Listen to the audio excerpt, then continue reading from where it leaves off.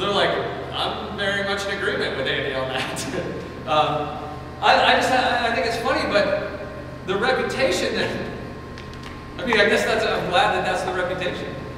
But that the only reason for my reputation about that is because that's what the Scripture says, that there really is only one way to God. And if there's only one way to God, then we have the hope of the world. We have the only hope that the world needs. And they need to hear it from us. The last thing I want to pull out of this is this last verse. And I love this verse. It says, when they saw the courage of Peter and John, they realized that they were unschooled, ordinary men. They were astonished and took note that these men had been with Jesus. Unschooled, ordinary men. You know what the Greek word for ordinary men? Idiotes.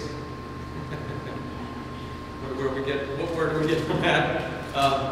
Idiots. That's the word.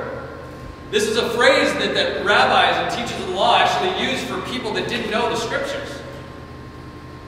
Was unschooled, ordinary people. Because if you think about it, Jesus was born into a culture of discipleship in that time. And I don't know if you know this, but he didn't actually make up the idea of discipleship. He was born into this culture of discipleship in the Jewish culture. In the first century, he was born into a community. He grew up in a community. He was born in Bethlehem, but he grew up in a community of Capernaum. I don't know how you say it. And in that culture, there was this culture of disciples and rabbis. And they had a schooling that was going on, and they would, in that culture, they would raise up children from the ages of 0 to 12. The kids would go to school, and probably not at 0, but more towards 12. When they got to 12, they would have to memorize the Torah. The Torah is the first 5 books of the Bible. They had to memorize that. Not just the names of the books. They had to memorize those books, the words, all the words, in sequence. They had to memorize the whole thing by the age of 12.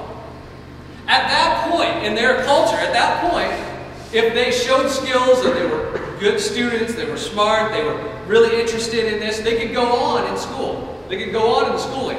If they didn't, they would just go learn the family trade, be the fisherman, be the whatever, right? Okay? So they'd be a stone cutter, they'd be a fisherman, whatever it was. At the age of 12, that's what they would do. If they stayed with it, they would go on, and from 12 to 15, they would be schooled in understanding the rest of the Old Testament.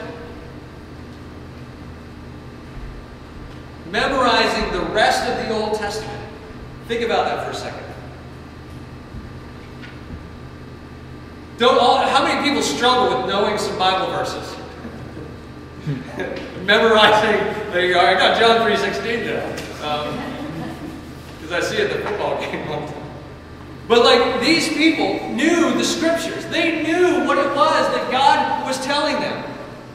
If that student was a good student and wanted to go on, what they would do then is they would go and find a rabbi. They would find somebody who's teaching, and they would go around and find the rabbi that they most connected with, and they would sit in on that person's studies. They would go and follow them around. They would follow them, and for probably 6 months, and if that person was sticking with it, understood, and connected with the rabbi would let them be part of their group, to be discipled. The whole idea of a rabbi in that culture, the whole idea of a disciple, they didn't just want to know what the rabbi knew.